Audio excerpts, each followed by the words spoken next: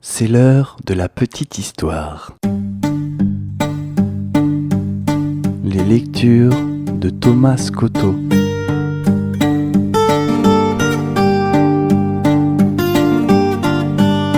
Une émission réalisée par Radio Asso.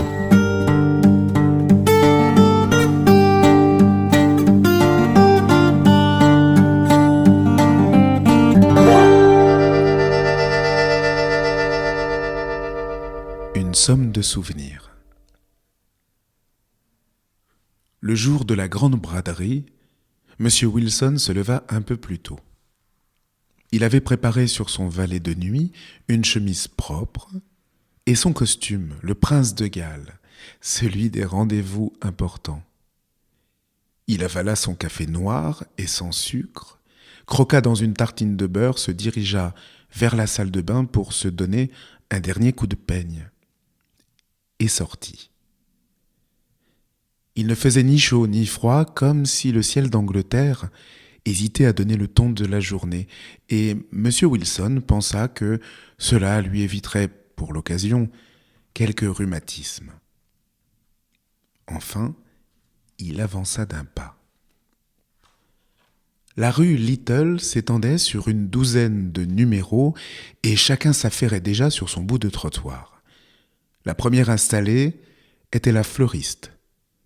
Elle arborait des rayonnages impressionnants de peaux ébréchées, qu'elle bradait avec cette petite précision sur un écriteau, vase pour fleurs non susceptibles, 2 pence. L'épicier, au numéro 4, avait presque terminé d'éparpiller son capharnaüm d'aromates, alors que le jeune couple du 10 commençait juste à déposer quelques livres, des vêtements et de vieux jeux vidéo. Alors, comme tous les habitants de la rue, M. Wilson installa devant sa porte une planche de bois brut sur 2 tréteaux. Il la recouvrit d'un tissu écossais épais à cause des échardes et posa dans le coin droit une antique boîte en fer qui servirait de caisse. Enfin, il chercha dans son entrée le petit fauteuil pliant qu'il avait acheté quelques années auparavant pour aller à la pêche, mais qui n'avait jamais servi puisque M. Wilson avait une peur panique de l'eau. « Espérons que nous aurons du monde », lui lança l'épicier. « Espérons », sourit M. Wilson en s'asseyant sur son pliant de toile. Il resta ainsi quelques instants, sa table encore parfaitement déserte. Autour, personne ne semblait s'inquiéter de ce que M. Wilson allait bien pouvoir vendre. À vrai dire, sa maison était si haute qu'elle devait bien renfermer des trésors de bazar. D'autant plus que, depuis que sa femme est morte, tout s'empile un peu partout, il paraît. C'était quand déjà ? Il y a 6 ans, non ? Ça, chagrin et propreté ne font pas bon ménage. On avait entendu cela, ici ou là. Et, justement, M. Wilson savait exactement ce qu'il avait décidé de vendre. Le vieil homme ferma les yeux, inspira profondément et se concentra un temps. Il fouilla ainsi minutieusement dans chaque recoin de sa mémoire. Tout sauta à 2 ou 3 morceaux de minute, pencha sa tête vers la gauche, son côté préféré, ouvrit grande son oreille pour en ressortir, petit à petit et du bout des doigts, tout ce qu'il avait de souvenirs ensommeillés.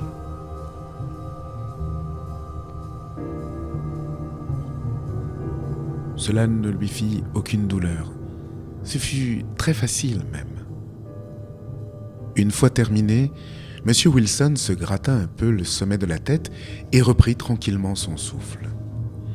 Il avait maintenant, devant lui, des tas éparpillés, des amalgames de particules vaporeuses et imagées. Il balaya d'un revers de main tous les souvenirs à l'envers, en raviva quelques autres pour leur donner de l'allure, mais n'essaya pas d'ordonner ses pensées, de les répertorier, ni de les légender. Il décida de les laisser pêle-mêle au regard de chacun. Tout d'abord, il ne voulut vendre sur le nombre que ceux qu'il avait fait en double, mais rapidement se résigna. À quoi bon les conserver si trop de souvenirs vous empêchent de dormir ? Alors, comme les autres de sa rue, M. Wilson attendit les premiers passants. À les revoir ainsi dispersés, il sourit machinalement de certains souvenirs, comme celui-ci, échoué sur le haut. C'est au cœur du désert, sous une tente touareg. Il y a la chaleur, le vent qui se faufile. De dos, Madame Wilson remplit un carnet avec ses impressions de voyage. Les dunes, l'oasis et l'hospitalité, c'était son rêve de petite fille, et c'était un cadeau de son mari pour ses 40 ans. Le désert.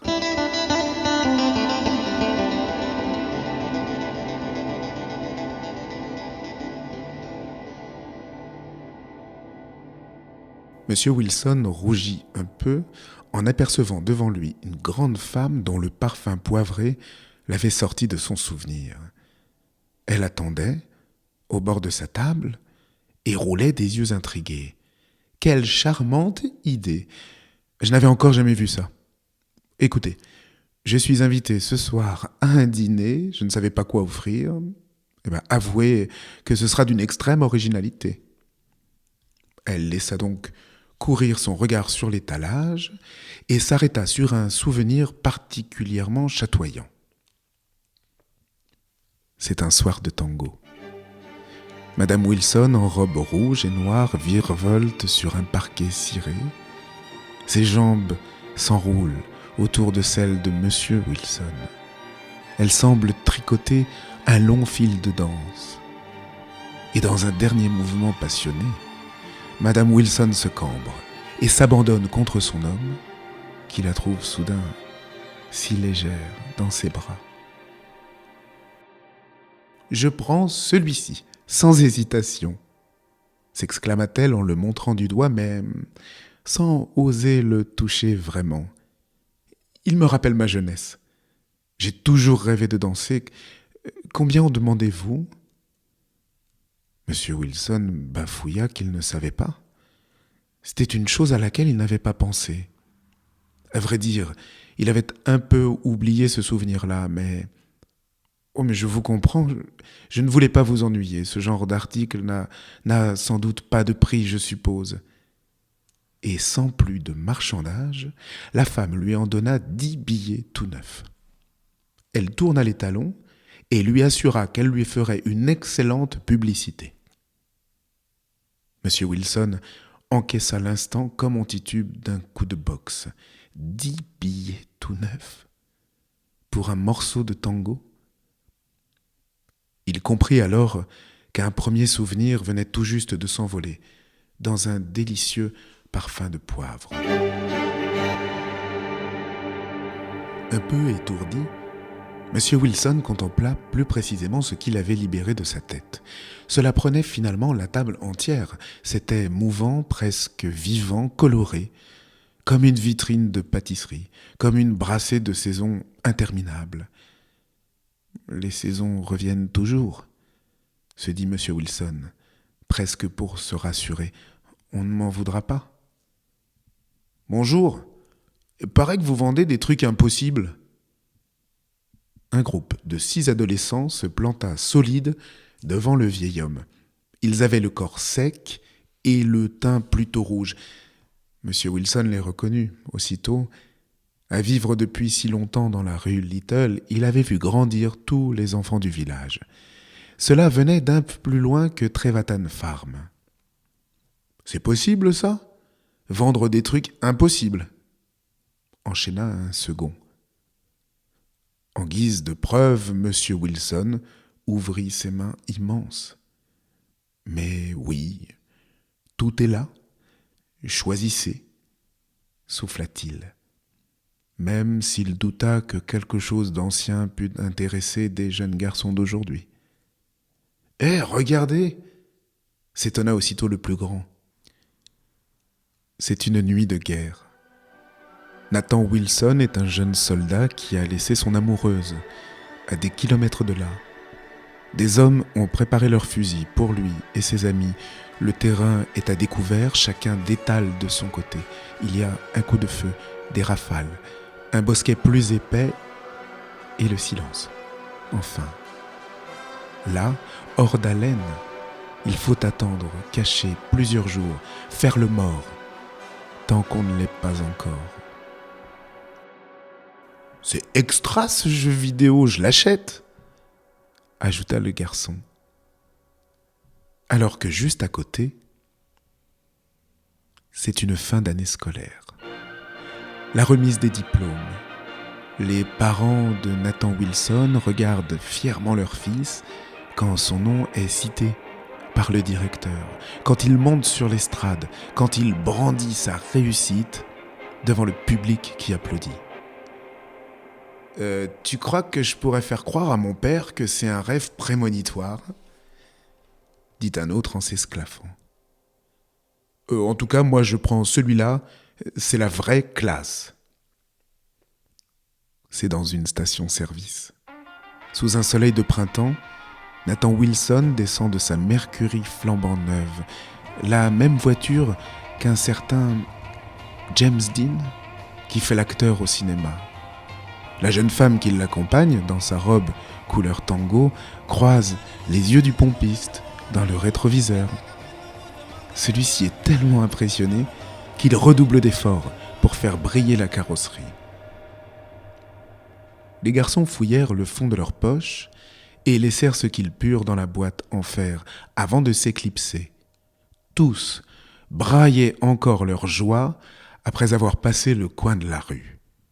C'était à qui avait acheté le meilleur souvenir. Et M. Wilson se rappela tout à coup la fougue qu'il avait aussi à leur âge. De mémoire de grande braderie, la vente fut extraordinaire.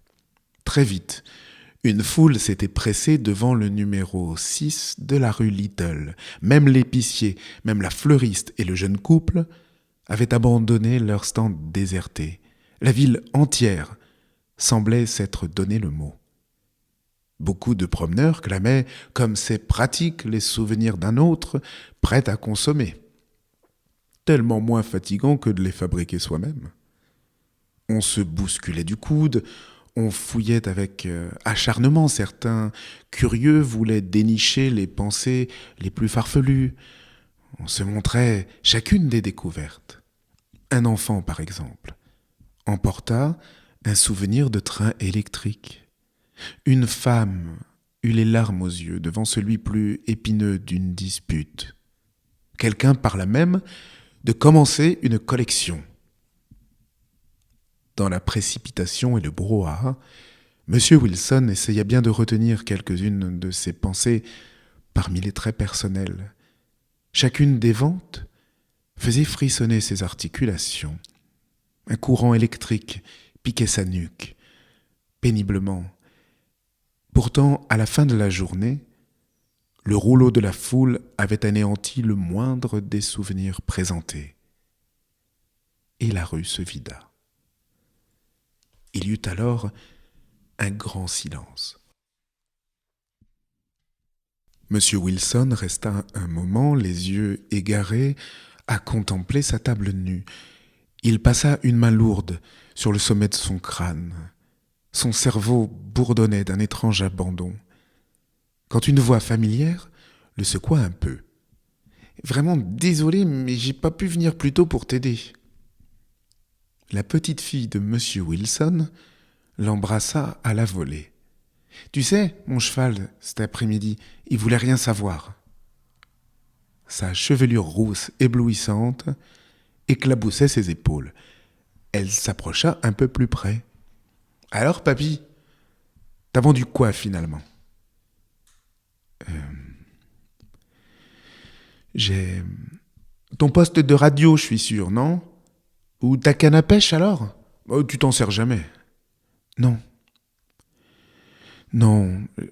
Enfin, oui. Je me suis débarrassé de certaines choses.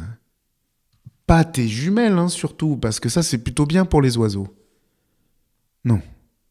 Rien de tout ça. Et de quoi alors ? De quelques souvenirs que j'avais avec ta grand-mère. La petite fille se figea et planta ses mains sur ses hanches, droites comme un général. Des souvenirs avec qui ? Eh bien, ta grand-mère. Je connais pas. Un horrible frisson parcourut M. Wilson. La voix de sa petite fille résonnait comme un sifflement douloureux. Je connais pas. Il posa machinalement la paume de sa main sur la boîte en fer qui débordait de billets.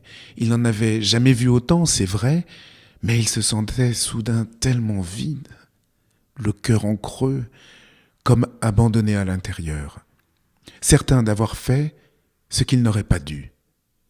« Ça va pas ?» s'inquiéta sa petite fille. « Je vais t'aider à ranger si tu veux. Après, on fera un thé. Je peux même rester avec toi ce soir. Maman, elle est d'accord. » Avec énergie, elle empoigna le tissu écossais et commença à le rouler quand quelque chose gigota entre deux pavés de la rue. Elle se pencha et ramassa une sorte d'amalgame de particules colorées, à moitié piétinées. « C'est à toi, ça ? C'est complètement chiffonné. » Elle leva le souvenir à portée d'yeux et tous deux cherchèrent ce qu'il contenait. Au début, rien ne se présenta. Alors la petite fille le secoua un peu. C'est une fête foraine, dans un village de campagne. La nuit vient de tomber et la grande roue déroule ses lumières de Noël. On aperçoit les frissons partagés d'un couple d'adolescents avant de monter dans une nacelle bleue. Puis les bras enlacés pendant des tours et des tours, puis les lèvres jointes jusqu'à l'arrêt complet. Et puis au moment de partir, 2 traces dans la neige, l'empreinte de leur amour tout chaud sur le manège. Monsieur Wilson soupira au contact de ces 2 adolescents parce que, ce soir-là, ses parents n'étaient au courant de rien. Pour sa nuit d'escapade, il avait prétexté un concert de jazz. S'était préparé fébrilement avant de disparaître aussi vite que possible. Sa mère avait essayé de le retenir. « Tu es sûr que tu ne veux rien manger ?» Mais son ventre était bien trop noué et sa tête déjà là-bas. À ce premier rendez-vous, Madame Wilson ne s'appelait pas encore Madame Wilson. « Tu vois, papy, si j'aimais un peu les robes, enfin je veux dire si j'en portais des fois, peut-être que j'aurais choisi celle de cette fille. Elle a l'air tellement douce dedans. » Monsieur Wilson eut un dernier vertige. La robe, tellement douce, était encore dans un coin d'une armoire, à l'étage. Aussitôt, il comprit combien la somme de souvenirs qu'il possédait était immense, qu'il pouvait être utile à beaucoup d'autres et que pour rien au monde, il ne pouvait en priver sa petite fille, qu'elle grandirait avec, les bons comme les plus douloureux. Elle en ferait des pavés pour ses routes, des terrains vagues pour ses questions, des barricades de révolution peut-être, et cela jusqu'à sa vie de grande. Alors d'un bras décidé, M. Wilson replia les tréteaux et son siège en toile, posa la boîte en fer sur le meuble de l'entrée et ferma sa porte à la rue Little. Sa petite fille avait déjà disposé 2 tasses dans le salon et fait chauffer de l'eau. Il s'assit alors confortablement et tira un second fauteuil vers lui. « Amy, viens s'il te plaît. »« C'est presque prêt, j'arrive. Tu veux un gâteau ?» lança-t-elle de la cuisine. « Non, viens, il faut que je te raconte quelque chose. » La voix s'était faite un peu plus ferme, un peu plus tremblante aussi. Amy s'installa les yeux sur le visage de son grand-père. C'est un autobus, en 1949. Je suis assis sur la banquette du fond et les portes s'ouvrent sur une si jolie jeune fille.